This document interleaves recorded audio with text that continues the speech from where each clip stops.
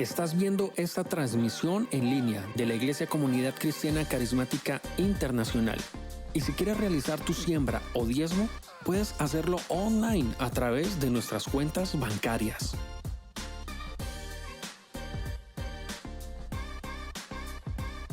Gracias por seguir en sintonía.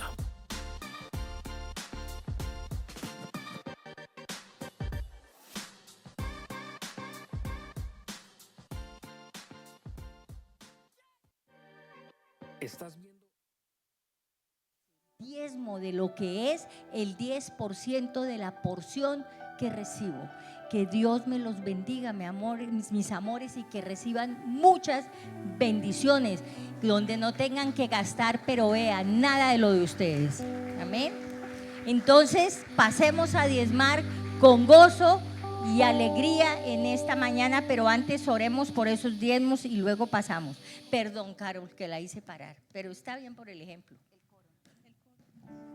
Bueno, levantemos nuestros diezmos. Padre Celestial, gracias, Señor. Gracias, Señor. Gracias, Padre, porque tú nos das para dar, porque queremos demostrarte hoy que estamos agradecidos, que te amamos, Señor, que tú nos das, Señor, que nosotros no tendríamos para dar si tú no nos das, que abrimos los ojos porque tú quieres, que somos salvos porque un día tú encaminaste nuestros pies a esa persona o esa persona que vino y nos habló de ti, Señor. Somos salvos, tenemos vida eterna. Estamos, Señor, esperando maravillas de ti, riquezas de la gloria que aún ni siquiera conocemos. Gracias, mi Señor. Gracias, mi Señor. Amén y amén.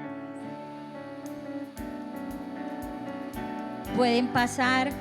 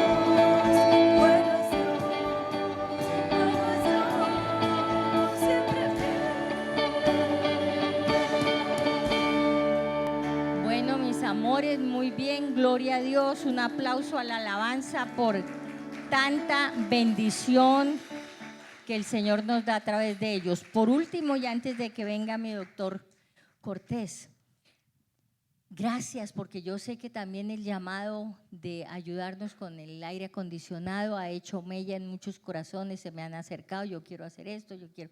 Gloria a Dios, lo vamos a hacer. Felipe y Nasli, se ponen de pie, por favor, un momentico. Felipe y Nasli sintieron ese día que se habló del aire que Felipe es un gran cocinero, para los que no sabían.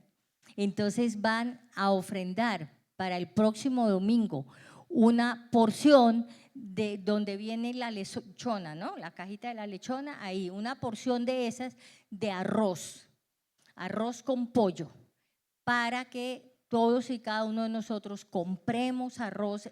Nasli va a estar afuera, la van a traer el domingo, para que nosotros llevemos nuestro almuerzo el domingo. Ese fruto de ese arroz es para el aire acondicionado todito. Entonces,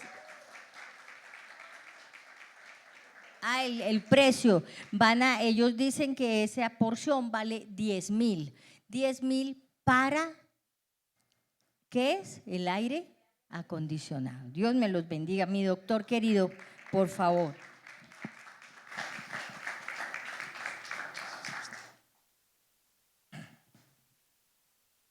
Buenos días para todos. Bueno, ya la demora no fue culpa mía. Esta vez fue la pastora. Bueno.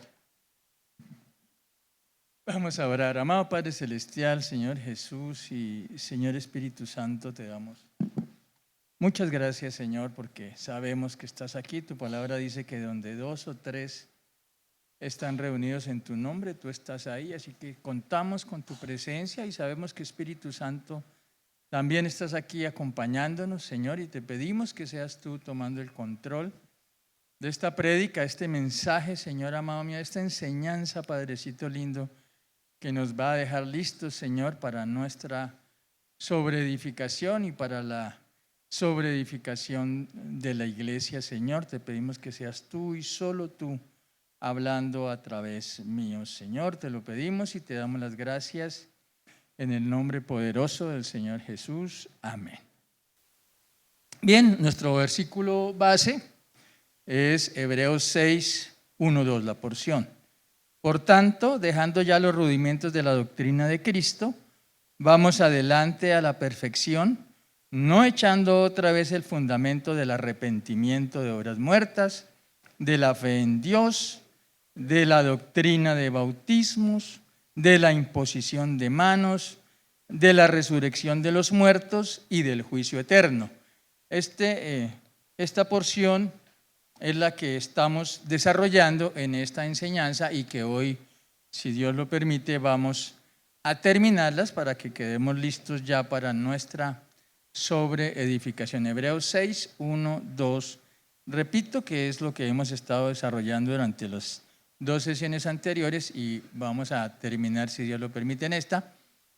Haciendo una advertencia, porque ustedes notarán que esta no es una prédica usual en el sentido que cogemos 1 o 2 porciones de la palabra y la desarrollamos, la profundizamos. No, sino que en realidad es mucha palabra. Es casi solo palabra. ¿Por qué? Porque es que, esta es como lo que debemos tener claro en nuestros corazones y lo que debemos compartir cuando alguien recién conoce de la fe. Ese es el fundamento. Esa es la situación por la cual es palabra y casi toda sola palabra. Vamos a hacer entonces un resumen de lo que llevábamos para que todos estemos hablando el mismo idioma. Entonces hablamos del arrepentimiento y decíamos que ese arrepentimiento debe ser la primera respuesta que da el pecador al llamado de Dios. Comentábamos que todos nacíamos de espalda y caminábamos alejándonos de Dios hasta que Jesús llega a nuestra vida, damos la vuelta y comenzamos a caminar hacia Dios, porque el Señor Jesús, una de las cosas que hace en la cruz es reconciliarnos con el Dios Padre. Pero recordábamos que no es lo mismo arrepentimiento que remordimiento. Y recordábamos que la palabra arrepentirse, que está en la palabra y que también es usada cuando Judas ha entregado, después que Judas ha entregado al Señor Jesús a sus verdugos, es metanoein, que es una decisión, un cambio interno y externo, no solamente un cambio en nuestra dirección, sino también un cambio en nuestro sentir. O sea, es la ética del Nuevo Testamento después de la venida del Señor Jesús, no solo lo externo, sino también lo interno. Ese es el verdadero arrepentimiento. Mientras que en el griego original, la palabra que se usa en la porción de Judas es metamelein, que significa esa angustia, culpa, que es lo que no debemos confundir, porque la angustia, el remordimiento, la culpa nos ata. Es inclusive para los cristianos es un pequeño engaño, porque a veces Dios nos perdona, porque así lo dice la palabra, que Él nos perdona todos nuestros pecados. Si confesamos nuestros pecados, Dios es fiel y justo para perdonarlos, pero a veces nosotros no nos perdonamos. Y eso es un pecado de orgullo. Debemos perdonarnos porque el Señor nos perdona. Y a veces por estar en ese dilema, lo que hacemos, espere que se me escuadró el iPad, lo que hacemos en ese dilema es guardar nuestro pecado, no confesarlo, no arrepentirnos, sino vivir en arrepentimiento. Pero también decíamos que el arrepentimiento va primero que la verdadera fe. Sin arrepentimiento no puede haber esa fe verdadera para recibir al Señor Jesús. Y recordábamos la porción de Marcos 1, 3, 4. Voz del que clama en el desierto, preparad el camino del Señor, enderezad sus sendas. Bautizaba Juan en el desierto y predicaba el bautismo de arrepentimiento para perdón de pecados. Ese arrepentimiento era una preparación necesaria para entender, para comprender, para recibir la venida del Mesías. Pero también acerca de la fe en Dios, recordábamos que en Hebreos 11:1, esta la define claramente: el Señor es pues la fe, la certeza de lo que se espera, la convicción de lo que no se ve. Y recordábamos que la fe es distinta a la esperanza, en el sentido que la esperanza mira hacia el futuro, que es una convicción mental, pero que la fe se establece en el presente, es una convicción íntima, una confianza absoluta de lo que poseemos aquí y ahora. Es eso, convicción profunda en nuestro corazón. Por eso en Romanos 10:10 dice: porque con el corazón se cree para justicia, pero con la boca se confiesa para salvación. Es decir que la fe para los cristianos opera de una manera diferente como opera para el mundo. En el mundo natural, las personas naturales primero ven, después creen. Nosotros creemos primero y después vemos. Y recordábamos la porción de la 2 de Corintios 5:7, porque por fe andamos, no por vista.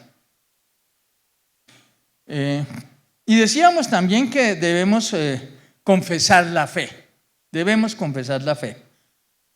Porque esa palabra confesión que trae la Biblia viene del griego homología, que quiere decir lo mismo que. Entonces, ¿qué tenemos que confesar? ¿Cómo confesamos nuestra fe? Que las palabras de nuestra boca deben de estar de acuerdo con la palabra de Dios. Eso es confesar la fe. Para eso está la porción de 2 de Corintios 4:13. Pero teniendo el mismo espíritu de fe, conforme a lo que está escrito, creí, por lo cual hablé. Nosotros también creemos, por lo cual también hablamos. ¿Y de qué hablamos? De la palabra de Dios, de lo que está aquí, de lo que estamos haciendo hoy en esta pequeña corta serie de la introducción a los fundamentos. Eso es lo que estamos hablando, la palabra. Estamos hablando nuestra fe, lo que creemos. En resumen, las principales características de la fe son que es bíblica, está ahí, no está en ninguna otra parte, está en la Biblia. Es una condición del corazón, no solo de la mente, una convicción profunda. Está en el presente y no en el futuro. Produce un cambio positivo en cada uno de nosotros, conforme a la voluntad de Dios, una transformación en nuestra conducta, en nuestra vivencia. La fe está basada solo y exclusivamente en la palabra de Dios, en ninguna otra parte sino en la palabra de Dios. De ahí la importancia de leer la palabra, de conocer la palabra, de reconocer las promesas, de reconocer las bendiciones, pero también de reconocer las maldiciones que están en la palabra, las condiciones que debemos cumplir para que se cumplan, disculpen la reiteración, para que se cumplan las promesas que están en la palabra de Dios en la vida de cada uno de nosotros. Y por último, que esa fe debe expresarse con nuestra boca, en nuestras palabras. Debemos hablar nuestra fe. Entonces, para tener una fe viva, una fe en acción, debíamos tener en cuenta los siguientes aspectos. Primero, un acto sincero de entrega a Dios, el arrepentimiento. Mantener una actitud continua de confianza.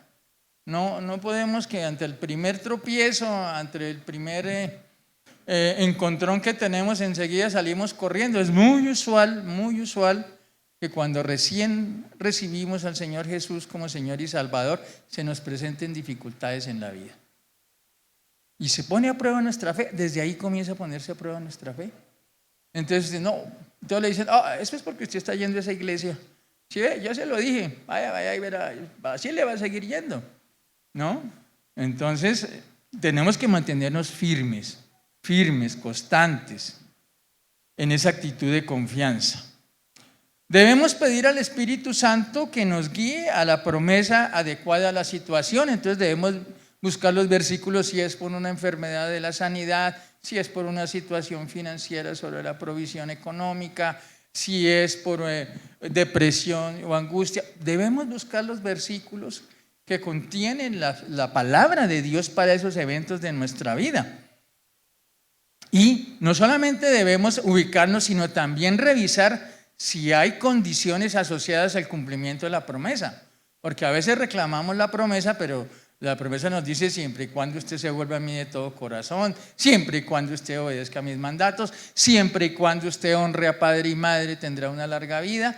Entonces, no solamente miramos el pedacito que nos sirve, ¿no? Entonces leemos ahí chiquitico, lo que nos gusta. No, debemos leer completo en el texto, en el contexto de la palabra, para saber si hay alguna condición e inmediatamente disponernos a obedecer, a cumplir esa condición para que esa promesa se cumpla en nuestra vida. Debemos reclamar el cumplimiento de la promesa, confesarla y por último debemos tener la certeza que Dios hará, que Él actuará, porque sin fe es imposible agradar a Dios. O sea, si no creemos, pues perdemos el tiempo. Entonces tenemos que tener esa convicción profunda, íntima, que el Señor cumple sus promesas, Señor, porque también la palabra nos dice que Él no es hombre ni hijo de hombre para mentir o para arrepentirse, así que esa es nuestra seguridad. Y hablamos de la fe para la salvación. ¿Cómo es esa fe para la salvación? Y nos decíamos que esa fe debe estar basada en hechos objetivos, fundamentales, que están consagrados en la palabra de Dios, básicamente en los evangelios. La salvación debe tener una base cierta, objetiva. No, es que yo creo en Dios, y eso es lo que le pasa a muchos. Yo creo en Dios. ¿Cuál Dios? No, pues mi Dios. Mi Dios, o sea, hay todo el mundo que tiene su Diosito, ¿no? Su Diosito, diría el predicador Itiel, que lo conocen los muchachos, su Diosito, su iglesita, ¿no? Su creencia. No, nosotros creemos en Dios, pero ¿cuál Dios? Eso es lo que aquí tenemos que ubicarnos mental. Y son los hechos objetivos y fundamentales de nuestra fe que debemos tener claros. No es un Dios, no es cualquier Dios, no es mi Dios, es el Dios de la Biblia, es el Dios creador, es el Dios Elohim, es el Dios Elión, ¿no? El creador del cielo y de la tierra. Y decíamos que esos hechos fundamentales de la fe cristiana frente a la salvación son, primero, que Jesús es Dios. Jesús es Dios. Filipenses 2, 5, 11, 5.1, Cristo no estimó ser igual a Dios como cosa a que aferrarse.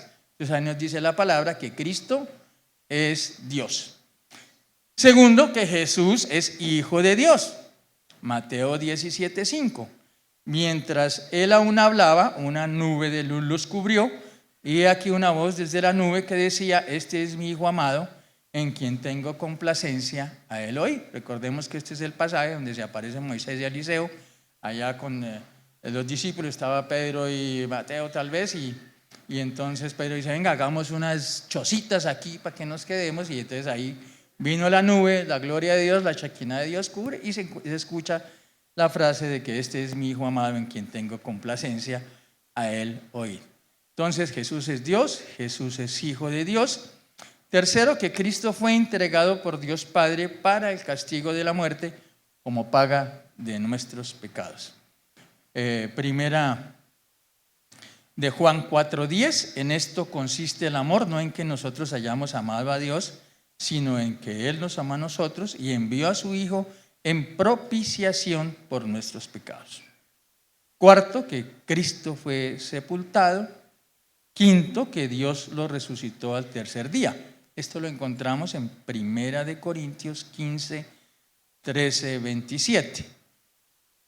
Porque primeramente os he enseñado lo que asimismo recibí, que Cristo murió por nuestros pecados, conforme a las Escrituras, y que fue sepultado y que resucitó al tercer día, conforme a las Escrituras, y que apareció a Cefas y después a los 12. Entonces Jesús es Dios, Jesús es Hijo de Dios, fue entregado para la muerte por la paga de nuestros pecados, fue sepultado, fue resucitado al tercer día. Sexto, que ascendió al cielo y está sentado a la diestra de Dios Padre. Marcos 16, 19. Y el Señor, después que les habló, fue recibido arriba en el cielo y se sentó a la diestra de Dios. Jesús es Dios, Jesús es Hijo de Dios, fue entregado a la muerte para la paga de nuestros pecados, fue sepultado, Dios lo resucitó, ascendió al cielo y ha de venir a juzgar vivos y muertos. Segunda de Timoteo 4:1, te encarezco delante de Dios y del Señor Jesucristo, que juzgará a los vivos y a los muertos en su manifestación y en su reino. Entonces repetimos, Jesús es Dios, Jesús es Hijo de Dios, Cristo fue entregado a la muerte para la paga de nuestros pecados, fue sepultado, resucitó, Dios lo resucitó al tercer día, ascendió al cielo, ha de venir a juzgar vivos y muertos. Y por último, que recibimos justificación de Dios cuando creemos en estos hechos. Romanos 10:10, porque con el corazón se cree para la justicia, pero con la boca se confiesa para salvación. Entonces tenemos que tener esas verdades muy en el profundo de nuestro corazón, esa convicción, porque eso nos va a dar seguridad de salvación. ¿A quién recibimos? ¿A quién confesamos? ¿Quién es nuestro Señor? ¿Quién es Dios? ¿Quién es nuestro Salvador? Estos hechos objetivos son los que nos dan esa seguridad de salvación. Vamos a entrar hoy a la doctrina entonces de los bautismos. La palabra del bautizo viene del griego bapto, que significa sumergir en un líquido, y dicen allá los que saben griego que cuando se le agrega las letras y z indican que hay una cosa especial, y es que es sumergido y sacado de un líquido. Entonces el bautizo literalmente significa sumergirse y salir de un líquido. Eso lo hacemos acá, aquí tiene el baptisterio, eso lo hizo Jesús, eso lo hicieron los discípulos, eso hacía Juan el Bautismo. Entonces hay varias clases de bautismo. El primero es el bautismo predicado y practicado por Juan el Bautista. 4 tipos de bautismo. El primero, el predicado y practicado por Juan el Bautista. Marcos 1:4. Bautizaba Juan en el desierto y predicaba el bautismo de arrepentimiento para perdón de pecados. Bautismo de arrepentimiento para perdón de pecados. Cuenta la historia bíblica que Juan tuvo realmente un ministerio muy corto, de alrededor de un año, pero ese ministerio tuvo 2 propósitos muy importantes.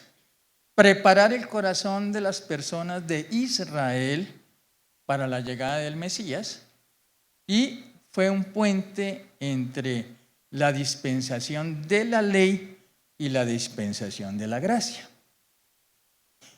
con la muerte y la resurrección de nuestro Señor Jesucristo. Ese término dispensación que se usa en la Biblia y en la teología quiere decir un periodo de tiempo.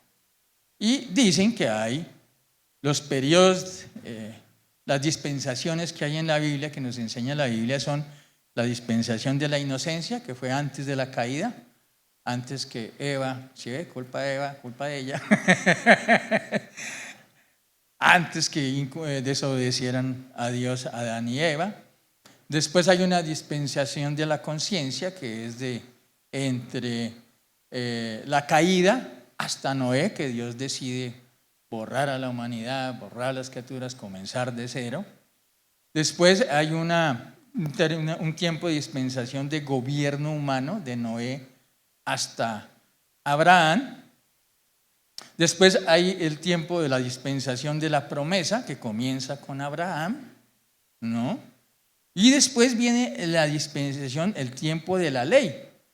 ¿Cuándo aparece la ley? Con Moisés, con las 10 tablas. Ahí aparece cuando comienza a hablar. Entonces viene el tiempo de la ley desde Moisés hasta Jesús. Después viene la dispensación de la gracia, que es el periodo en el que nos encontramos nosotros.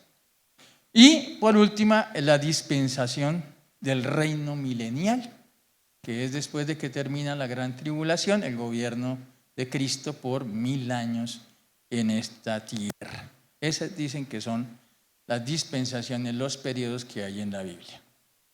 Bueno, pero volviendo a nuestro tema y refiriéndonos al bautizo de Juan, decía Mateo 3:11, yo a la verdad os bautizo en agua para arrepentimiento, pero el que viene tras mí, cuyo calzado no soy digno de llevar, es más poderoso que yo, él os bautizará en Espíritu Santo y fuego. Entonces recordemos que los que bautizaba Juan no recibían la victoria sobre el pecado, no era una victoria permanente, no es que Juan fuera un salvador y después Jesús fue otro salvador, no. Ese bautizo de Juan sencillamente era una preparación en el corazón, por eso se llama de arrepentimiento, para que después más fácilmente pudieran recibirse el mensaje del Evangelio cuando fuera proclamado, como en efecto Jesús comenzó el ministerio. Después hay entonces el primero, el bautismo de Juan para arrepentimiento. Después hay un bautismo que llaman el bautismo del sufrimiento. Eso está en Lucas 12:50, bautismo del sufrimiento. De un bautismo tengo que ser bautizado y cómo me angustio hasta que se cumpla. Y en Marcos 10:38, entonces Jesús les dijo, no sabéis lo que pedís, podéis beber del vaso que yo bebo o ser bautizados con el bautismo con que yo soy bautizado. Eso era cuando le estaban pidiendo que allá los pusieran el reino a su derecha. Y este bautismo del sufrimiento probablemente tenga que ver con esa entrega total, física, anímica, espiritual que tuvo que hacer el Señor Jesucristo para tomar sobre sí toda la culpa, cargar todo el pecado del mundo y pagar con sus padecimientos, con su sangre. Recuerden que Jesús, en las palabras de hoy, fue torturado. Los látigos, los latigazos que le daban, tenían en las puntas unas especies de anzuelos que desgarraban no solamente la piel, sino la primera capa de la carne. Fue escupido y bueno, todo lo que pasó allá, hasta la última gota de sangre con la lanza entregó por el pecado. Entonces se habla ese del bautismo del sufrimiento. Y cuando Jesús les dice, o ser bautizados con el bautismo con que yo soy bautizado, Marcos 10:39, enseguida ellos dijeron, podemos, vamos, ¿no? Aunque recordemos que después, cuando tan pronto recibieron a Jesús, todos salieron volando, ¿no? Y Pedro lo negó 3 veces, pero en ese momento dijeron, podemos, a las que sea nos vamos con usted. Así somos nosotros aquí ahora. Reflexionaba cuando estábamos alabando y adorando, que las canciones deberíamos tener mucho cuidado, porque en Eclesiastés nos dice que es mejor no abrir nuestra boquita para no hacer promesas que después no le cumplamos a Dios, mejor quedar callado. Y las canciones de alabanza, de oración tienen mucha cosa que deberíamos tener cuidado. Entonces, decirle que le entregamos la vida en sacrificio. Yo decía, ¿de verdad? Pensaba yo, me hacía reflexionar el Espíritu Santo ahí, ¿de verdad? ¿De verdad usted va a hacer eso? Bueno, entonces, ahí se los dejo. Así ellos dijeron lo mismo, podemos. Y entonces Jesús les dijo, a la verdad, del vaso que yo bebo, beberéis, y con el bautismo con que yo soy bautizado, seréis bautizados. Ojo con lo que pedimos, y ojo con lo que declaramos con nuestra boca. ¿Qué pasó? Según la tradición, 11 de los 12 apóstoles fueron martirizados hasta la muerte. Pedro, Andrés y Felipe murieron crucificados. Bartolomé fue crucificado, pero antes despellejado vivo. Santiago el mayor y Tadeo lo hicieron a filo de espada. Tomás y Mateo alanceados. Santiago el menor murió fruto de los golpes. Matías, quien reemplazó a Judas, fue lapidado hasta quitarle la vida, mientras que Simón fue cortado a la mitad. De todos los apóstoles bebieron del bautismo del sufrimiento salvo Juan, que Juan fue el único que murió de anciano por allá como a los 100 años. El tercer bautismo es el bautismo cristiano en agua. Entonces, el bautismo de Juan para arrepentimiento, el bautismo del sufrimiento, y ahora vamos a ver el bautismo cristiano en agua, que es el que nosotros aquí practicamos en el baptisterio. Pero antes de abordar este bautizo debemos hacer alguna reflexión de cuál, si el bautismo de Juan era para arrepentimiento, ¿por qué razón el Señor Jesús se hizo bautizar de Juan? En Mateo 3:15 dice: entonces Jesús vino de Galilea a Juan al Jordán para ser bautizado por él. Mas Juan se le oponía diciendo: yo necesito ser bautizado por ti, ¿y tú vienes a mí? Pero Jesús le respondió: deja ahora, porque así conviene que cumplamos toda justicia. Entonces Jesús no se bautizó para dar una evidencia externa de haberse arrepentido, porque no tenía nada de qué arrepentirse. Jesús no cometió pecado, llevó todos nuestros pecados, pero Él no cometió pecado, no se hizo pecado, ni engaño con su boca, ni con sus pensamientos, absolutamente nada. Él se bautizó porque fue el propósito de dejar el modelo de cómo debemos bautizarnos nosotros, ¿no? Es que el modelo que practicamos hoy en día, ese modelo que implica que no se hace en bebés, que uno debe tener entendimiento para poder bautizarse. Entonces era un acto externo de obediencia a la voluntad de Dios para que nosotros comprendiéramos claramente cómo debía hacerse o cómo debía hacerse ese acto externo de obediencia del bautismo, y por eso dice en la palabra que conviene que cumplamos toda justicia, lo que quiere decir que nosotros nos debemos bautizar en agua una vez que recibimos al Señor Jesús como Señor y Salvador. Es un mandato de obediencia, debemos hacerlo. Allá en Mateo 28:19 dice: por tanto, id y haced discípulos a todas las naciones, bautizándolos en el nombre del Padre y del Hijo y del Espíritu Santo.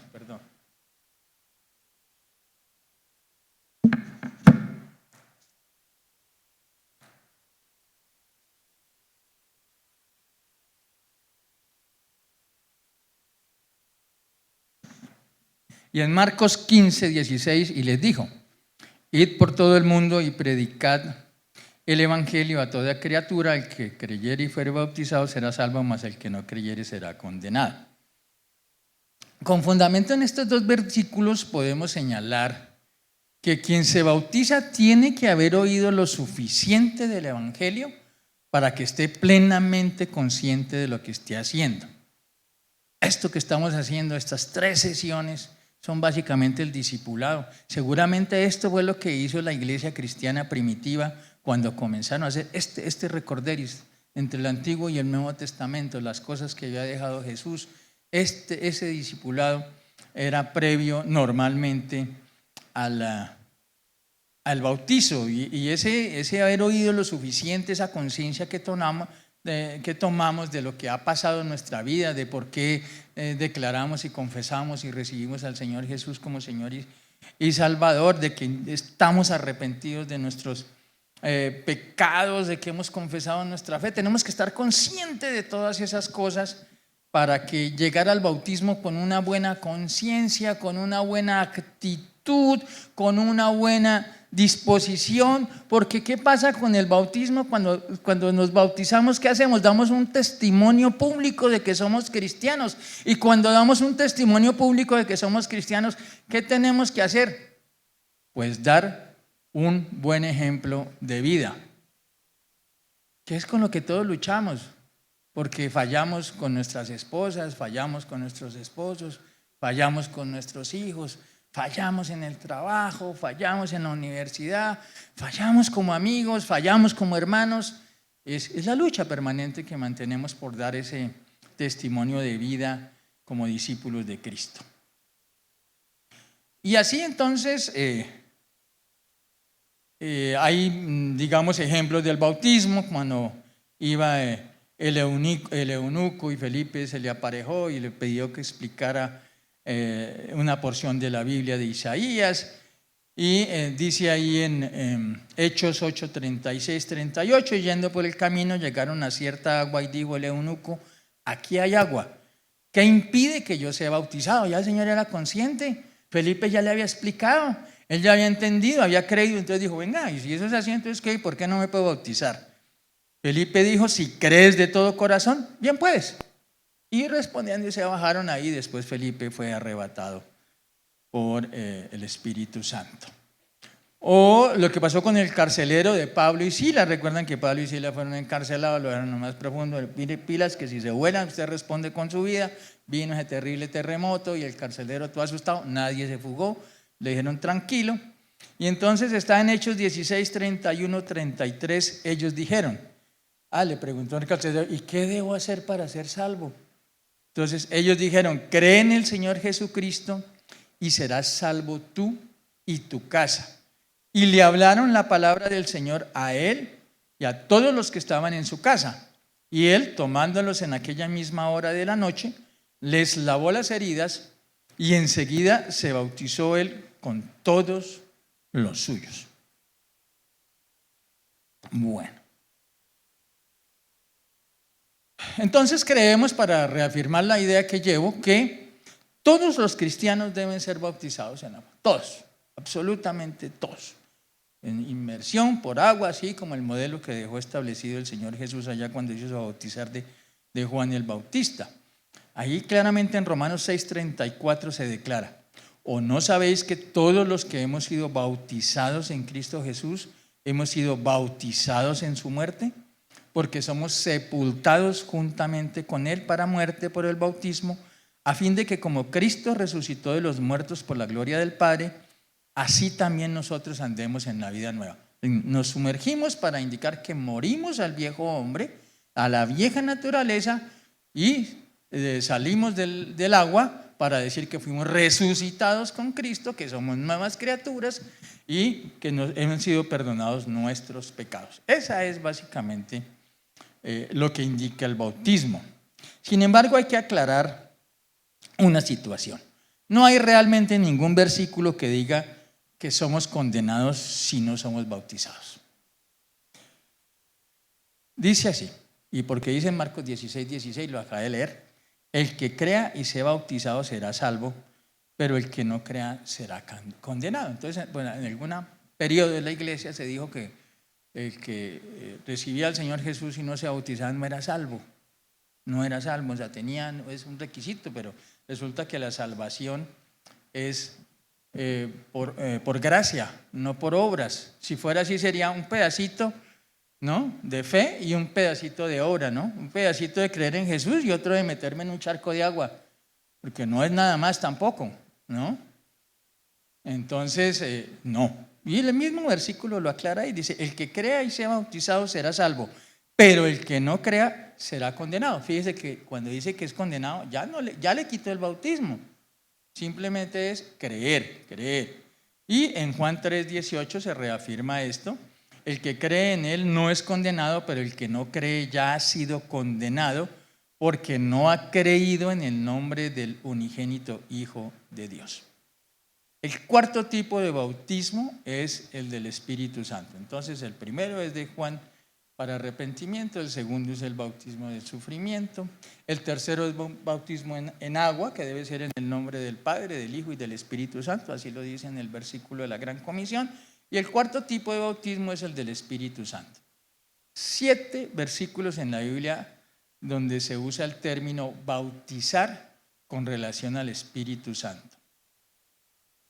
Mateo 3:11, donde se compara allí en los versículos el bautismo de Juan con el bautismo en agua, con el bautismo del Espíritu Santo. Mateo 3:11, yo a la verdad os bautizo en agua para arrepentimiento, pero el que viene tras mí, cuyo calzado yo no soy digno de llevar, es más poderoso que yo.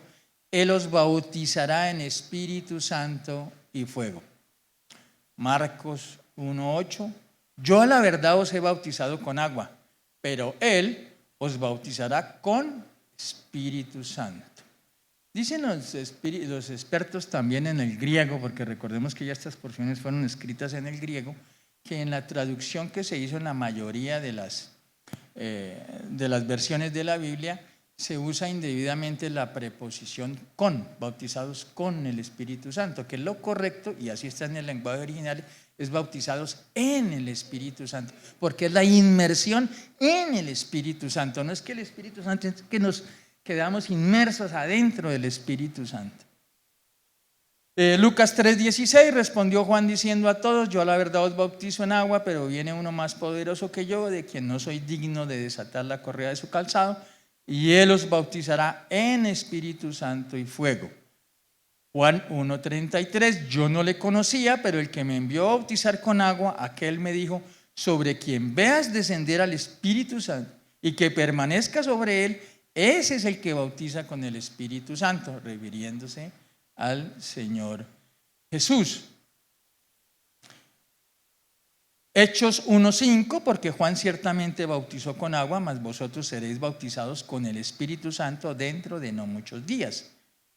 Hechos 11:16, entonces me acordé de lo dicho por el Señor cuando dijo: Juan ciertamente bautizó en agua, mas vosotros seréis bautizados con el Espíritu Santo.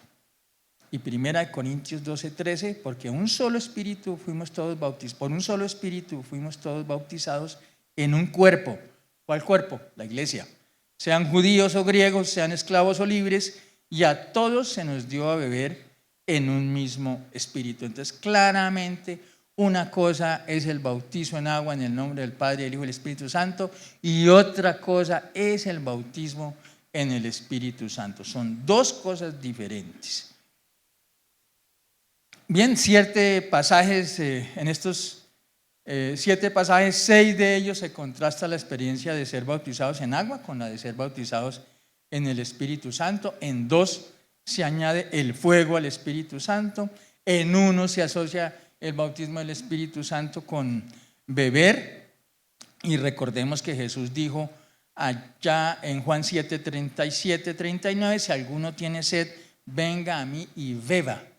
El que cree en mí, como dice la Escritura, de su interior correrán ríos de agua viva. Esos ríos de agua viva no somos nosotros todopoderosos, son el Espíritu Santo manando de nuestra vida. ¿Y cuál es el propósito de ese bautismo en el Espíritu Santo?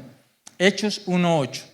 Pero recibiréis poder cuando haya venido sobre vosotros el Espíritu Santo, y me seréis testigos en Jerusalén, en toda Judea, en Samaria y hasta lo último de la tierra. Es decir, que ese bautismo en el Espíritu Santo es una provisión sobrenatural de poder para ser testigos de Cristo.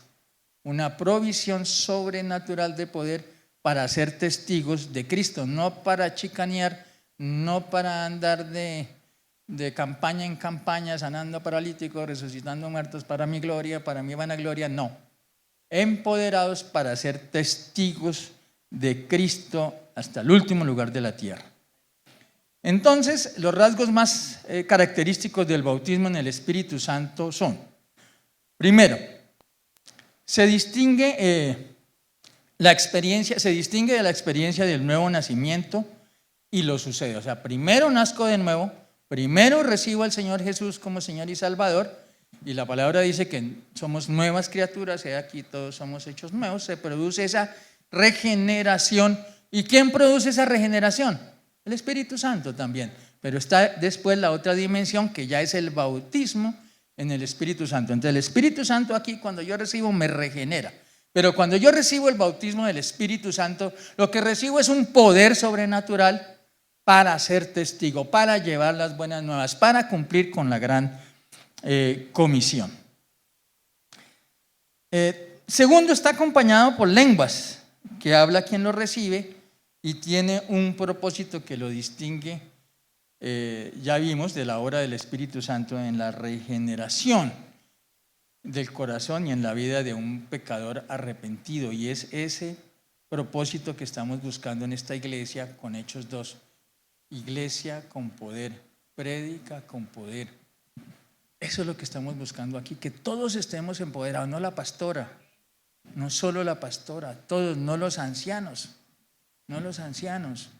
no los líderes, no los sugieres, todos, cada uno de nosotros. Es la manera como dejamos de ser receptores de la palabra en las iglesias y nos convertimos en actores importantes, en personas que hacemos, que transformamos otras vidas, que servimos de instrumento para transformar otras vidas. Ese es el propósito y por eso todos debemos estar bautizados con el Espíritu Santo. Allá en Lucas 11:13 dice así: pues si vosotros siendo malos sabéis dar buenas dádivas a vuestros hijos, ¿cuánto más vuestro Padre Celestial dará el Espíritu Santo a los que se lo pidan? A los que se lo pidan. Y muchas veces usamos este versículo para pedir cosas, para pedir plata, para pedir salud. Este versículo se hizo para pedir al Espíritu Santo, para pedir el bautismo del Espíritu Santo.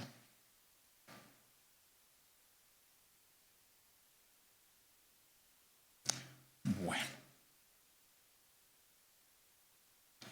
Y entonces decíamos que una de las características era el hablar en lenguas.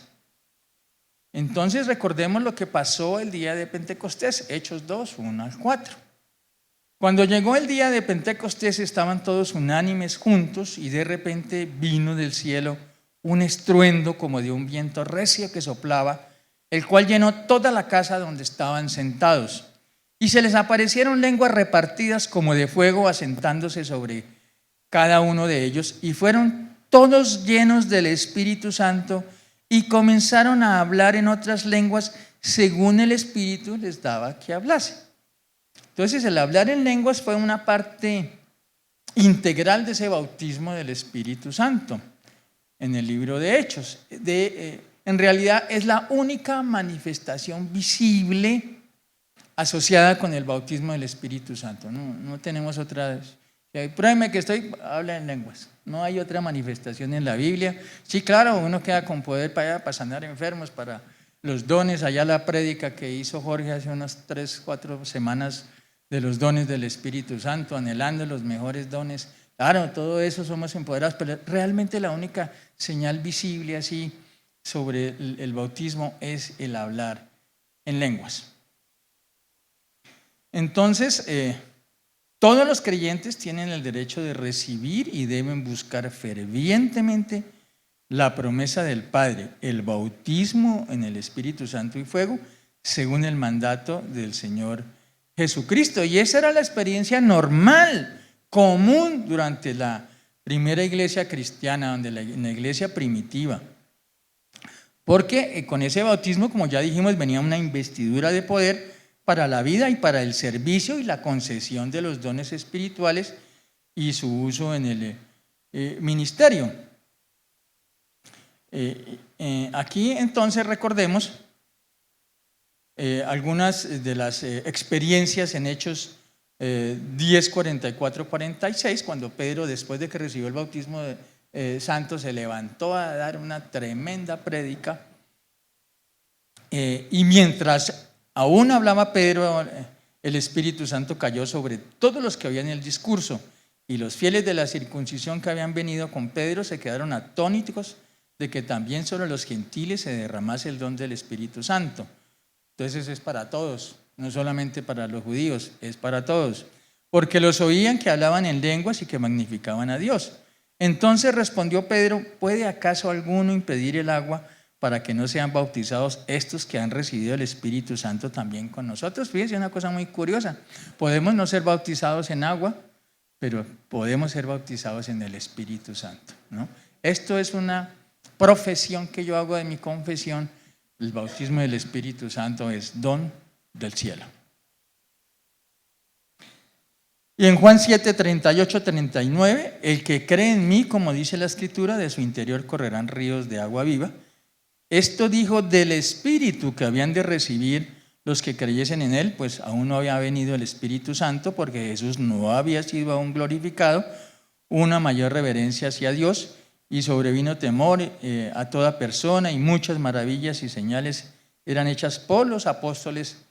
Y entonces había una consagración más intensa a Dios y una mayor dedicación a su obra. Y en Hechos 2:42, y perseveraban en la doctrina de los apóstoles, en la comunión unos con otros, en el partimiento del pan y en las oraciones, y un amor más activo a Cristo, a su palabra y a los perdidos. Quiere decir que sin el bautismo del Espíritu Santo no vamos a ser esos cumplidores de la gran comisión. Y tal vez esa es la razón porque nuestras iglesias están frías, porque somos creyentes fríos, somos creyentes sentados esperando recibir. Voy a la iglesia a recibir la palabra. No, aquí venimos a dar, bendecidos para bendecir. Y tal vez una de las frases que le escuché decir a la pastora Lucía, que el pastor usaba frecuentemente, es que el que no vive para servir no sirve para vivir. Estamos aquí con la ocasión de servicio. No, Jesús no vino para ser servido, Jesús vino para servir. Cada uno de nosotros tenemos esa misma responsabilidad, pero tal vez no lo hacemos porque nos falta el bautismo del Espíritu Santo. Ese bautizo del Espíritu Santo entonces nos da como aquí un amor más activo hacia Cristo. Eso nos pone ese sentimiento de ser más esforzados, nos permite permanecer en la palabra, nos permite combatir contra nuestro hombre carnal, nos permite mantener en nuestra fe y predicar las cosas, hablar las cosas por fe y no por vista. Entonces vemos más allá de la enfermedad, vemos más allá de la necesidad económica, vemos más allá del problema matrimonial, vemos más allá de nuestros hijos con adicciones, vemos más allá de cualquier circunstancia. Cualquier circunstancia podemos ver más allá siempre y cuando tengamos al Espíritu Santo, seamos bautizados por el Espíritu Santo. Recordemos que cuando el Señor Jesús hizo una de las 2 multiplicaciones de peces y panes, salieron y se montaron en la barca, Él los despachó. Él iba en la barca en esa porción de la palabra. Él iba en la barca, él iba dormido. Y se desata esa tempestad y los vientos. ¿Quién era el único que estaba dormido? Jesús. Los apóstoles acaban de ver tremendo milagro, y multiplicaron unos pocos peces y unos pocos panes para darle de comer a 5,000 y más personas, porque ahí solamente contaban los hombres. Y temblaban, acaban de ver un severo milagro y temblaban. No tenían esa firmeza. El único que dormía era el Señor Jesús, porque es Dios, ¿no? Porque Él sí tenía el Espíritu Santo, porque Él fue bautizado con el Espíritu Santo también, junto con el bautizo. Cuando Juan lo estaba bautizando, vino en forma de paloma y se lo puso. Él cumplió. Es que es el modelo que nos deja a nosotros. Y Jesús tuvo que ser bautizado, ¿por qué nosotros no? ¿Por qué nosotros no? Esa es la pregunta. Viendo que vamos a recibir todos esos beneficios, nos va a hacer cristianos poderosos, no cristianos dormidos. Esto es un ejército porque estamos en una guerra. Y esta guerra solo termina después del milenio. Antes no. Antes no termina la guerra. Entonces somos soldados, entonces debemos cumplir. Y para poder cumplir, Dios nos da algo muy, muy poderoso, que es el bautismo del Espíritu Santo. Bien, pero también como fundamento está la imposición de manos.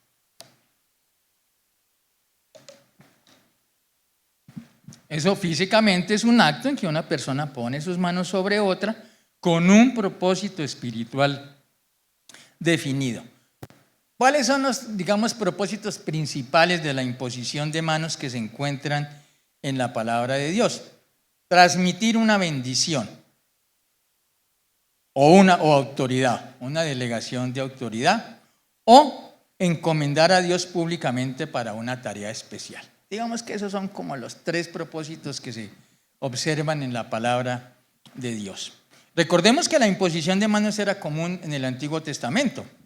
La bendición de Jacob, Israel, a los hijos de José, Génesis 48:14. Entonces Israel extendió su mano derecha y la puso sobre la cabeza de Efraín, que era el menor, y su mano izquierda sobre la cabeza de Manasés, colocando así sus manos adrede, aunque Manasés era el primogénito, o sea, la hizo así cruzadita, ¿no? Para recordar también lo que dijo Cristo después, 2000 y pico de años después, que los últimos serán los primeros, ¿no? Porque en esa época el primogénito era el que tenía todas las responsabilidades, pero también era el que tenía todas las bendiciones y las bondades. Entonces ahí se lo hizo cruzado. Varias de esas bendiciones importantes siempre fueron así. O la imposición de manos de Moisés sobre Josué para darle la autoridad. Números 27, 22, 23. Y Moisés, como Jehová le había mandado, pues tomó a Josué y lo puso delante del sacerdote Eleazar y de toda la congregación, y puso sobre él sus manos y le dio el cargo, lo iba a reemplazar a él, como Jehová había mandado por mano de Moisés. O la imposición de manos de Eliseo sobre Joás, sobre el rey Joás, para darle autoridad, para empoderarlo como libertador de Israel en ese momento. Eso está en Segunda de Reyes 13, 16, 17. La imposición de manos de Eliseo sobre Joás, Segunda de Reyes 13, 16, 17. Luego dijo Eliseo al rey de Israel: pon tu mano sobre el arco, y puso él su mano sobre el arco.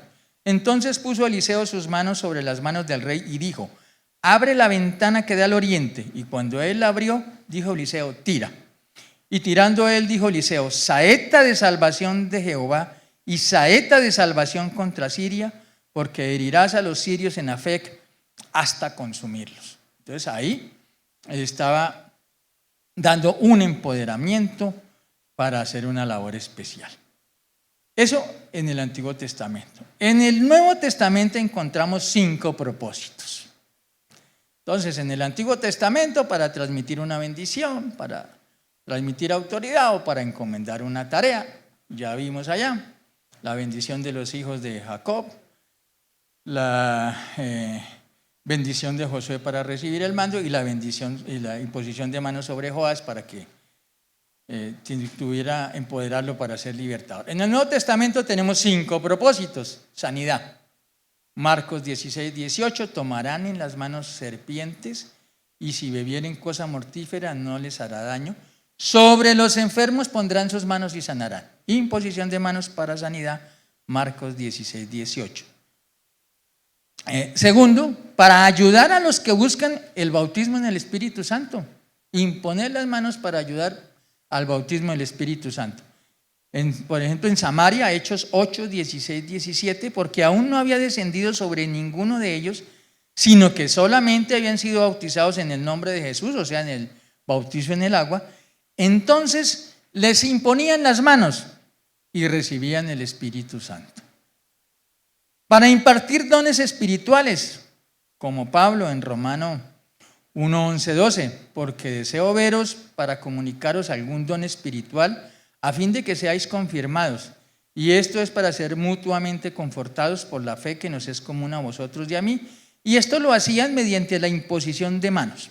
Así lo recuerda en Timoteo 2, 1, 6. Por lo que te aconsejo que avives el fuego del don de Dios que está en ti por la imposición de mis manos. ¿Las manos de quién? De Pablo, ¿no?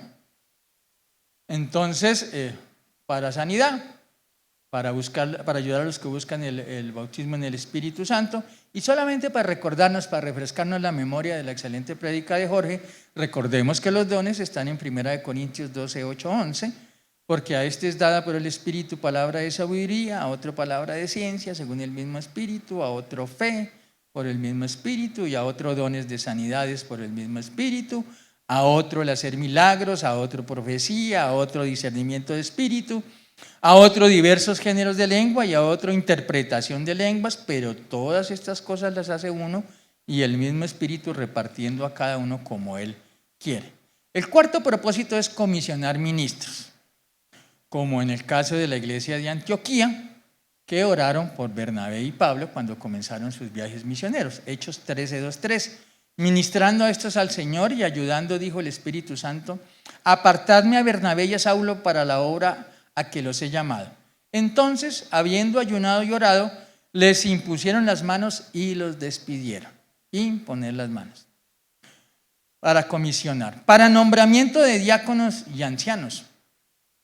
Hechos 2:6, recordemos que estaba la congregación, seguramente ya haya crecido, entonces los apóstoles tenían que ir a repartir los alimentos y entonces estaban en ese predicamento que se estaba perdiendo la esencia del compartir y de la predicación de la palabra. Y entonces decidieron allá en Hechos 6:2-6, en el 3, buscad pues, hermanos, de entre vosotros a 7 varones de buen testimonio, llenos del Espíritu Santo y de sabiduría, a quienes encarguemos de este trabajo.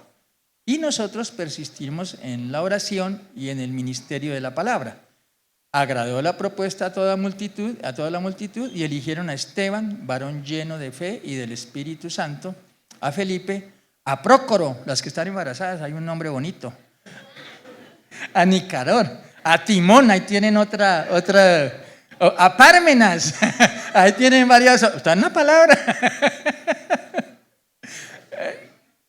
y a Nicolás, uy, sí, hasta Nicolás figura ya, prosélito de Antioquia, a los cuales presentaron ante los apóstoles, quienes orando les impusieron las manos, ¿no? Ahora, por último, sí usamos con esas 5 características, pero ojo, hay que ser cuidadosos con la imposición de manos.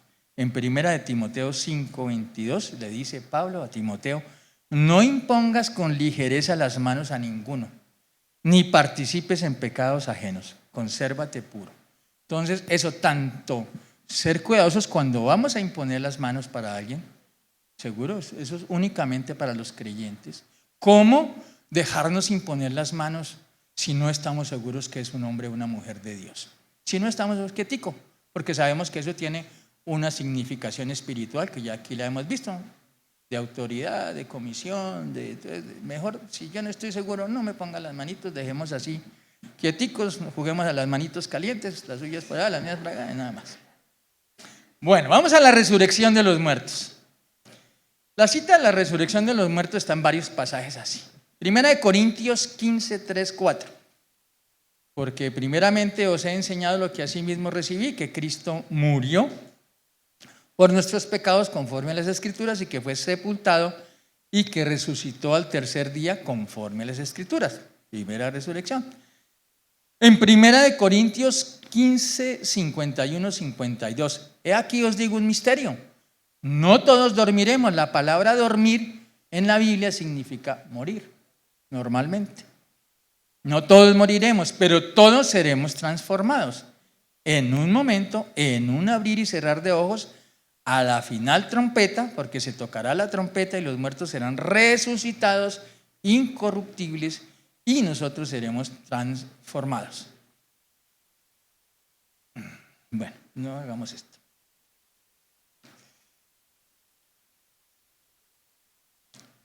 Recordemos qué pasa con nuestra muerte. ¿Qué pasa cuando nos morimos nosotros? ¿Qué sucede ahí mismo? Y entonces, digamos, depende. ¿Depende de qué? ¿Qué pasaba en el Antiguo Testamento? En el Antiguo Testamento todas las almas de los justos iban al centro de la tierra, al Sheol. Y el Sheol estaba dividido en el Gena, el Hades, el infierno, y en el seno de Abraham. Entonces los justos, para el seno de Abraham, los que no eran justos, ¿y justos por qué? Por la fe, ¿no? Los que no eran justos, para el infierno. Allá estaban, y entonces allá el famoso pasaje del rico y Lázaro, el mendigo, y pues padre Abraham, deja que venga y siquiera con la punta del dedo traiga una gota de agua para refrescar mi lengua. Y él dijo, no señor, de aquí para allá no podemos, nadie puede pasar. Entonces cuando Cristo murió, ¿qué pasó? Cuando Cristo murió, Cristo descendió allá, porque él tenía que ir también. ¿Y qué hizo? Ir a predicar la palabra allá. Cuando resucitó, ¿qué hizo? Llevarse las almas de los que estaban en el seno de Abraham. Todos subieron con ellos allá al cielo. Entonces, ¿qué quedó abajo? El Hades, el infierno, los que no están. Entonces, después de la resurrección y ascensión de Cristo, cuando uno muere, lo que inmediatamente pasa es que nuestras almas van al cielo. Nuestros cuerpos quedan enterrados, nuestras almas van para el cielo. Y si usted no es cristiano, va para el infierno. Últimamente se ha puesto muy de moda, pero que hace unos 5 años para acá, todos los testimonios de los que supuestamente han estado muertos y vienen. No hay uno solo. No hay uno solo que diga, me fui para el infierno. ¿No? Tal vez un par de una profeta y otro que simplemente fueron para que nos contaran cómo era el infierno. Ahí está en la palabra contado, eso nadie no tenía necesidad de recordarlo. Entonces yo personalmente creo que eso es un engaño del enemigo. Porque ¿cuál es la propaganda que nos hacen? Que nosotros nos morimos y nos vamos todos por un túnel en una luz y la paz completa, sin importar si son cristianos o no. Todo es una paz, toda una maravilla. ¿Qué quiere decir? ¿Cuál es el mensaje que se le da al mundo?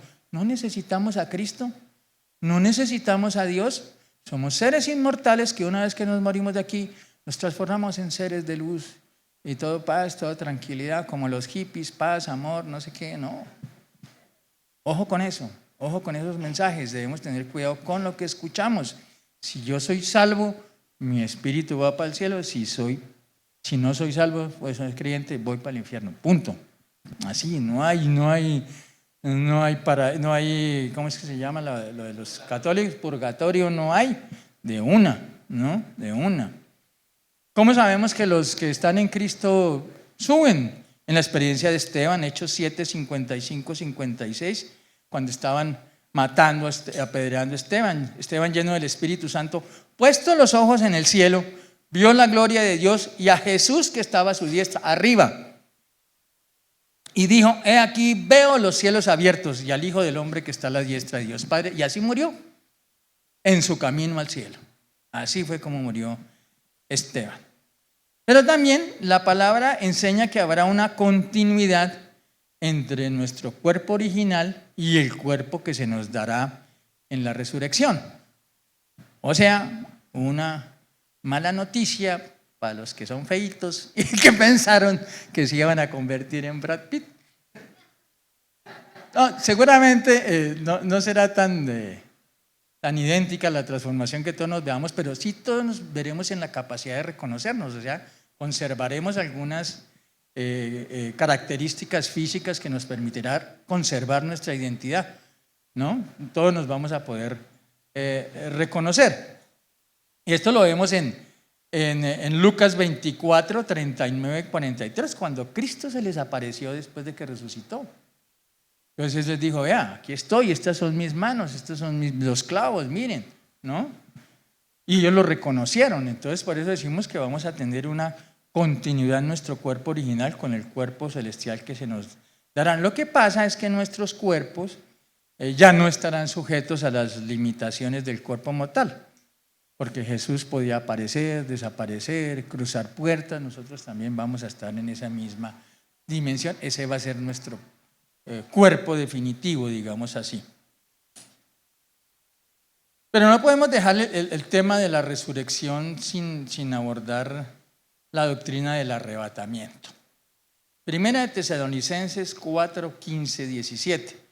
Por lo cual os decimos esto en palabra del Señor, que nosotros que vivimos, que habremos quedado hasta la venida del Señor, no precederemos a los que durmieron, no seremos primero que los que murieron, porque el Señor mismo con voz de mando, con voz de arcángel y con trompeta de Dios descenderá del cielo y los muertos en Cristo resucitarán primero.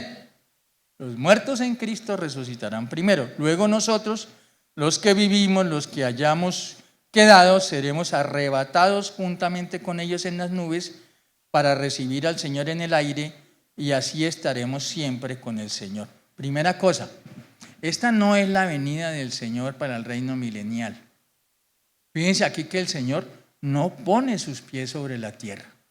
¿A dónde nos vamos a encontrar con Él? En el aire. Para recibir al Señor en el aire, o sea, Él no va a tocar. No debemos confundir esas dos cosas. El verbo que se utiliza en el original griego es el arpazo, es arrebatar con violencia. Así es como seremos arrebatados. Entonces, ¿cómo será? Sí, claro. Entonces, ¿por qué dicen que no van a morir todos? Porque los que estemos vivos en el arrebatamiento y seamos cristianos, no vamos a morir derechito para allá. Pero antes de que Él nos lleve, va a resucitar los muertos. ¿A qué es? ¿Qué dijimos? Pero si los que están en Cristo ya están arriba, ¿no? Ahorita vamos a entender un poquito más con los juicios. Entonces lo que hacemos es que Él viene con nuestra alma y lo que hace es resucitar nuestro cuerpo y tener un encuentro allá en el aire y tener ya nuestra nueva identidad como hijos de Dios. Eso es lo que va a pasar. Pero primero van a resucitar los muertos, después nosotros los vivos, entonces sí ya vamos con Él y vamos todos para el cielo, y ya veremos a ver qué es lo que vamos a hacer ahí en el cielo en ese periodo hasta antes que Él venga, que básicamente es el juicio para los cristianos. Bueno, entonces, para resumir frente al tema de la resurrección de los justos o de los salvos, 4 sucesos distintos vamos a tener. Primero, Cristo y las primicias. 1 Corintios 15:20, que es la resurrección de Cristo y de los santos del Antiguo Testamento, como ya se los conté. Jesús resucitó y se llevó con los que estaban en el seno de Abraham. Segunda, la resurrección en el arrebatamiento de los verdaderos creyentes junto con el arrebatamiento de los que estén vivos o estemos vivos, porque ya estamos en cualquier momento de esto, se nos comienza a pasar esta promesa de Dios del arrebatamiento. ¿Y por qué se dice? Hay muchas teorías si el arrebatamiento es antes de la tribulación, en medio de la tribulación, después que termina la tribulación, pero en realidad al análisis de lo que pasa en Apocalipsis y por ahí en Ezequiel y Daniel, pues pareciera que fuera antes de la tribulación. Eso precede a la tribulación. La tribulación, recuerden que la dividen en tribulación y gran tribulación. Son 7 años, 3 años y medio de tribulación, 3 años y medio de gran tribulación, y después viene ya el Señor Jesús y va y encadena al diablo y lo tiene ahí encadenado, y a sus ángeles reinan 1000 años, y después de los 1000 años nuevamente emerge Satanás para tratar de derrotar a Cristo, y ahí sí acabaron tal vez todos para el lago de fuego y azufre. Allá en el lago de fuego y azufre ya estarán esperándolos el anticristo y la bestia. Estarán allá. Eso es más o menos así volando qué es lo que pasa ahí. Entonces, primero resucitó Cristo y se llevó a los que están en el seno de Abraham. Segundo, la resurrección del arrebatamiento de los que están muertos en Cristo. Primero, antes que nos lleve a los que estemos vivos. Tercera, ejemplo de resurrección, la resurrección de los 2 testigos en el periodo de la tribulación de Apocalipsis. Allá surgieron 2 testigos cuya lengua era una espada y eran muy poderosos, pero a esos 2 testigos sube el diablo y los mata y los deja expuestos. Y sus cadáveres estarán en la plaza de la grande ciudad, que en sentido espiritual se llama Sodoma y Egipto, donde también nuestro Señor fue crucificado. Y los de los pueblos, tribus, lenguas y naciones verán sus cadáveres por 3 días y medio, y no permitirán que sean sepultados. Y los moradores de la tierra se regocijarán sobre ellos. Imagínense, estaremos contentos porque mataron 2 enviados de Dios, los 2 testigos. Y se enviarán regalos unos a otros, porque estos 2 profetas habían atormentado a los moradores de la tierra. ¿Con qué la atormentaban? ¿Con la verdad? ¿No? Porque recordemos que una de las cosas que pasa con el arrebatamiento es que se va a la iglesia. Hasta ahí va la iglesia. Entonces la gente va a quedar sin iglesia de ahí para adelante, de ahí para allá, y entonces ya va a surgir el anticristo y vamos a tener el gobierno mundial, y uno solo es el que va a reinar, y no vamos a poder comprar y vender si no tenemos la marca de la bestia, y el que encuentre después el Señor con la marca de la bestia, toque, para el lago de fuego, ¿no? Todas esas cosas van a pasar. Pero después de 3 días y medio entró en ellos el espíritu de vida enviado por Dios, y se levantaron sobre sus pies, y cayó gran temor sobre los que los vieron, y oyeron una gran voz del cielo que les decía: subid acá. Y subieron al cielo una nube, y sus enemigos los vieron. Cuarta resurrección. Primera, Cristo las primicias. Segundo, la resurrección en el arrebatamiento. Tercero, la resurrección de los 2 testigos en la tribulación. 4, los creyentes resucitados al final del periodo de la gran tribulación. Entonces está Apocalipsis 20, 4, 6, y vi tronos y se sentaron sobre ellos los que recibieron facultad de juzgar, y vi las almas de los decapitados por causa del testimonio de Jesús y por la palabra de Dios, los que no habían adorado a la bestia ni a su imagen, y que no recibieron la marca en sus frentes ni en sus manos, y vivieron y reinaron con Cristo 1000 años. Pero los otros muertos no volvieron a vivir hasta que se cumplieron 1000 años. Esta es la primera resurrección. Bienaventurado y santo el que tiene parte en la primera resurrección. La segunda muerte no tiene potestad sobre estos, sino que serán sacerdotes de Dios y de Cristo. Ahí llamó la atención. Y vi tronos y se sentaron sobre ellos los que recibieron la facultad de juzgar. Ya ha pasado el juicio ¿de quién? De los cristianos. Y cada uno ha recibido sus galardones, sus posiciones dentro del reino de Cristo, del gobierno de Cristo. Quedando, por tanto, la resurrección final de todos los muertos restantes, Apocalipsis 20, 11, 15, que es lo que se conoce como el juicio eterno. Entonces recordemos que Dios Padre decidió dejar todo juicio a Jesús, Juan 5, 22, eso lo vimos la vez pasada, porque el Padre a nadie juzga, sino que todo el juicio dio al Hijo. Y en el Nuevo Testamento entonces se cuentan 3 juicios eternos. Primero, el tribunal de Cristo. Aquí seremos juzgados los verdaderos cristianos. Romanos 14, 10. Pero tú, ¿por qué juzgas a tu hermano? ¿O tú también, por qué menosprecias a tu hermano? Porque todos compareceremos ante el tribunal de Cristo. Segunda de Corintios 5:10, porque es necesario que todos nosotros comparezcamos ante el tribunal de Cristo para que cada uno reciba según lo que haya hecho mientras estaba en el cuerpo, sea bueno o sea malo. Pero recordemos que el juicio para los cristianos no será juicio de condenación. Juan 5:24. De cierto os digo, el que oye mi palabra y crea al que me envió, tiene vida eterna y no vendrá a condenación, mas ha pasado de muerte a vida. O sea que es un juicio que se trata de evaluar el servicio que le prestamos al Señor Jesucristo. Y aquí viene una porción que debemos entender de la manera adecuada, es que es 1 Corintios 3, 11, 15, porque nadie puede poner otro fundamento que el que está puesto, el cual es Jesucristo. Y si sobre este fundamento alguno edificare oro, plata, piedras preciosas, madera, heno, hojarasca, la obra de cada uno se hará manifiesta, porque el día la declarará, pues por el fuego será revelada, y la obra de cada uno, cual sea, el fuego la probará. Si permaneciera la obra de alguno que sobreedificó. ¿Qué hicimos nosotros? Estamos en nuestra edificación, ahora tenemos que sobreedificar. ¿Qué quiere decir? Que ya pasamos raspando.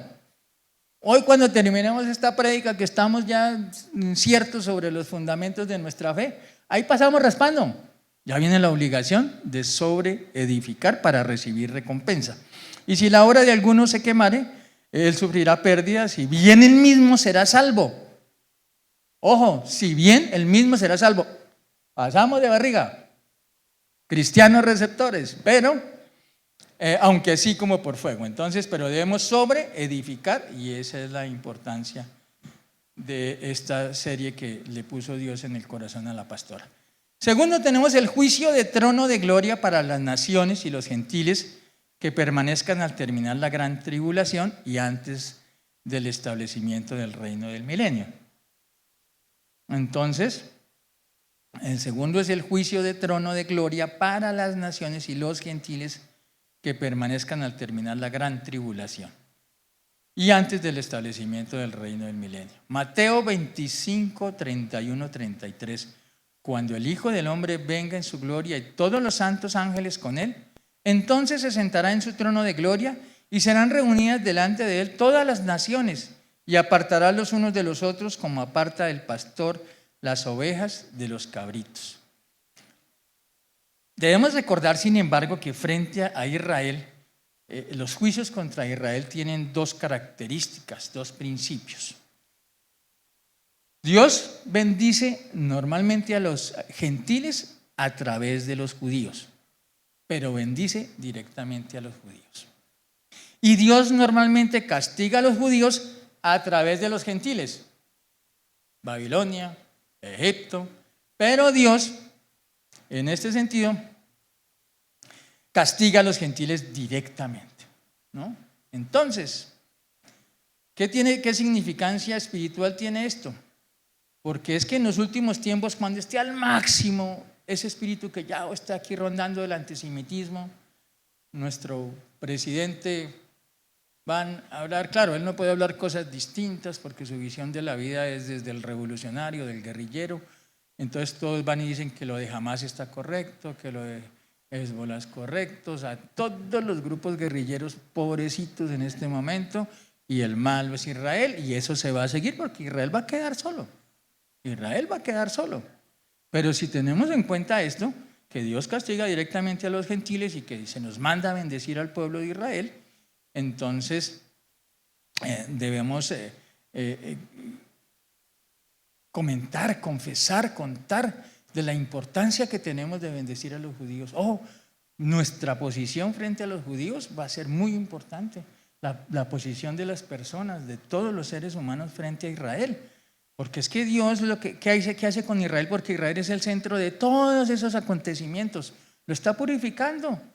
Está tratando directamente con Israel, pero sabemos que una vez que Israel lo reconozca como su Señor y Salvador, chao, Israel es su pueblo escogido, siempre ha sido su nación santa, su pueblo escogido. Entonces es diferente que con nosotros. No se ha perdido la diferencia a pesar de que nosotros, los gentiles, en términos de las palabras del Antiguo Testamento, hayamos recibido la salvación por gracia y seamos injertos en el olivo original, pero Israel sigue siendo Israel. Israel sigue siendo el pueblo escogido por Dios. Entonces, después de esos juicios y los juicios purificadores sobre los judíos, que la van a pasar bastante mal, habrá un periodo de 1000 años de paz y prosperidad mientras Cristo gobierna como rey. Al terminar el milenio, Satanás hará un intento final por organizar una rebelión que será aplastada por la intervención directa de Dios. Ya, no más jueguitos, chao. Será expulsado para siempre al lago de fuego y entonces ya no habrá más rebeldes vivientes. Y solo quedarán por juzgar los muertos que no han resucitado. Los muertos que no se fueron con Cristo ni que se fueron en la gran tribulación. Ahí vamos a resucitar. Entonces eso está en el gran trono blanco, serán juzgados todos los muertos restantes que resucitarán al final del milenio. Apocalipsis 20, 11, 15, y vi un gran trono blanco y el que estaba sentado en él, de delante del cual huyeron la tierra y el cielo, y ningún lugar se encontró para ellos. Y vi a los muertos grandes y pequeños de pie ante Dios, y los libros fueron abiertos, y otro libro fue abierto, el cual es el libro de la vida. Y fueron juzgados los muertos por las cosas que estaban escritas en los libros según sus obras.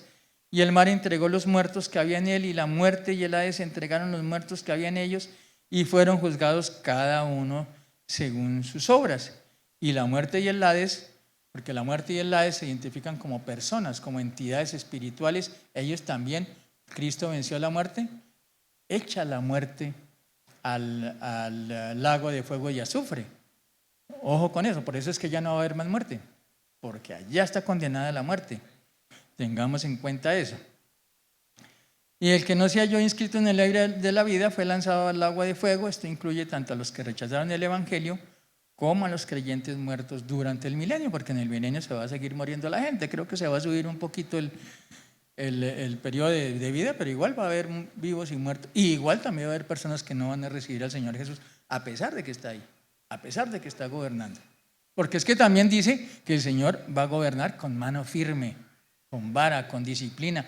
¿Y será que nos gusta a nosotros eso? Si no nos gusta teniendo a Cristo en el corazón, ¿será que nos gusta sin Cristo en el corazón? Nada. Entonces ahí también va a haber pérdidas de personas. Bueno, hermanos, con esto concluimos esa introducción a nuestros fundamentos. Aquí ya conocemos todo qué es lo que creemos. Ahora tenemos el deber de sobreedificar, ¿ok? Pero vamos entonces a darle gracias a Dios por habernos permitido conocer estas doctrinas, pero sí quiero que nos pongamos de pie y le pidamos al Dios Padre que hoy, para estar recontraseguros, así como en la prédica pasada volvimos a confesar nuestra fe, volvimos a recibir al Señor Jesús ya con más conciencia, con arrepentimiento. Hoy lo que queremos, Señor, a esta hora de la mañana es confiar en tu palabra, Señor, en Mateo 7:11.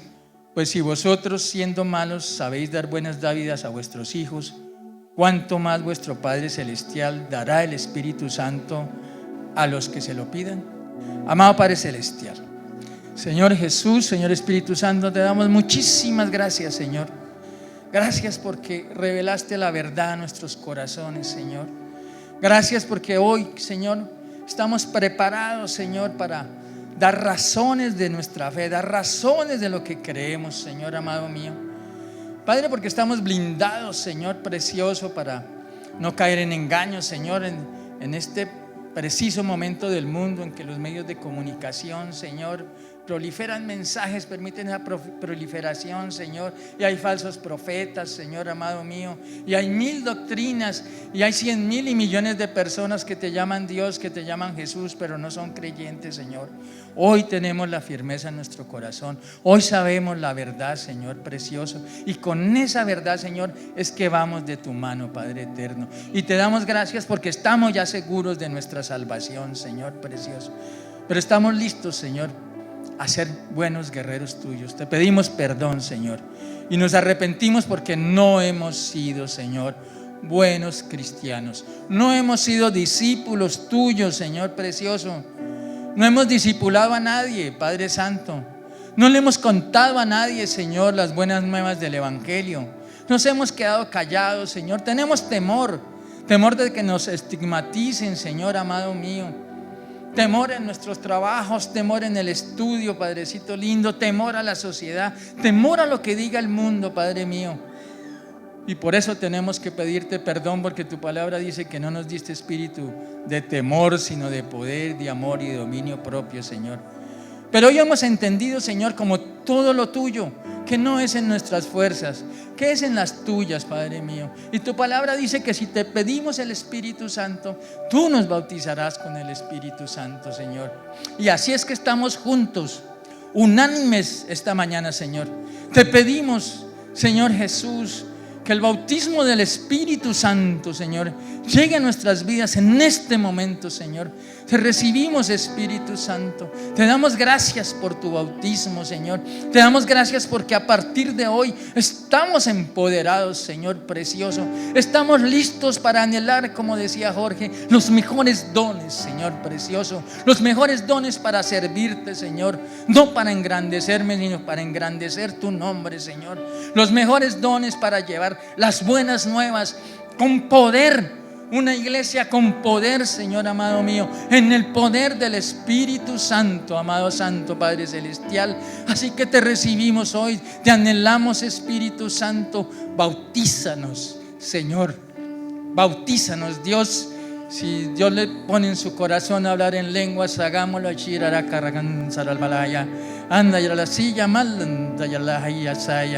Padre Santo, gracias, Señor, que todos manifestemos, Señor, con poder tu palabra, que seamos discípulos guerreros, Señor precioso, instrumentos poderosos en tus manos, Padre Santo, Rey de todo poder, Señor de toda misericordia. Que cada uno de nosotros cumpla el propósito para el cual fuimos creados, Señor.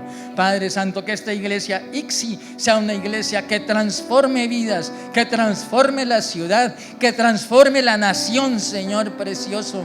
Bendice a nuestra pastora, bendice a los ancianos, llénalos de ti presencia, bendito Espíritu Santo. Que nuestros líderes, que nuestros ujieres, Señor, vayan llevando tu poder, tu misericordia, tu amor por donde quiera que vayan. Y que cada uno de nosotros, Señor precioso, sienta ese anhelo, sienta ese amor por ti, Señor, pero también sienta dolor por los que se están perdiendo, Señor. Haznos instrumentos útiles en tus manos, Señor precioso. Te lo pedimos, Señor, y te damos las gracias en el nombre poderoso que es sobre todo nombre del Señor Jesús. Amén. Muchas gracias.